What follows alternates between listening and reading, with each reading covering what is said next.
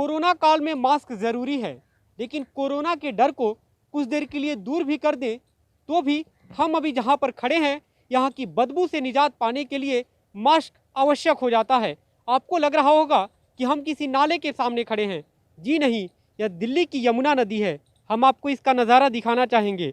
आप देखकर अंदाज़ा लगा सकते हैं कि दिल्ली की यमुना दिल्ली में आज के समय भी किस दुर्दशा से गुजर रही है। सरकारें बदली, योजनाएं बदली, लेकिन यमुना की बदहाली वाले हालात नहीं बदले। यमुना अब भी किसी गंदे नाले वाली पहचान से निजात नहीं पा सकी है। यह नज़ारा दिल्ली की सत्ता के केंद्र दिल्ली सचिवालय के ठीक पीछे का है, जहां यमुना का काला मटमैला पानी साफ देखा जा सकता है। दिल्ली की केजरीवाल सरकार ने अब 2023 तक यमुना को 90% तक साफ करने का लक्ष्य रखा है। अरविंद केजरीवाल जी की सरकार का ये सपना है और हम प्रतिबद्ध हैं अपने इस सपने को पूरा करने के लिए कि हमने यमुना को साफ करना है।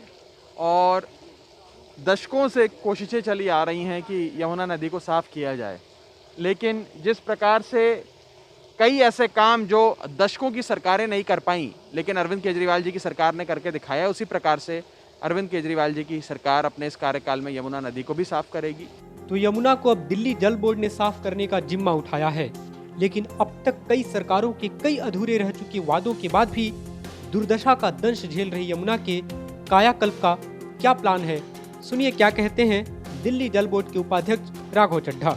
इंटरसेप्टर सीवर प्रोजेक्ट नाम की एक व्यवस्था बनाई जा रही है, जिसके अंदर जैसा उसका नाम ही आपको बता देता है कि सीवर को इंटरसेप्ट कर जो ड्रेन्स फ्लो करती हैं यमुना में, उनको पहले ही सुवेज ट्रीटमेंट प्लांट के से साफ सफाई कराकर उसकी अगर आउटफॉल निकाली जाए तो उससे काफ़ी प्रभाव पड़ेगा। वो एक हमारा मैं कहूँ एक बहुत ही माइलस्टोन प्रोजेक्ट है जो वॉर फुटिंग पे आगे बढ़ रहा है। तो तमाम सरकारों के अधूरे रह चुके दावे व वादे देख चुकी यमुना को दुर्दशा से मुक्ति के लिए अब इंटरसेप्टर के सपने दिखाए जा रहे हैं।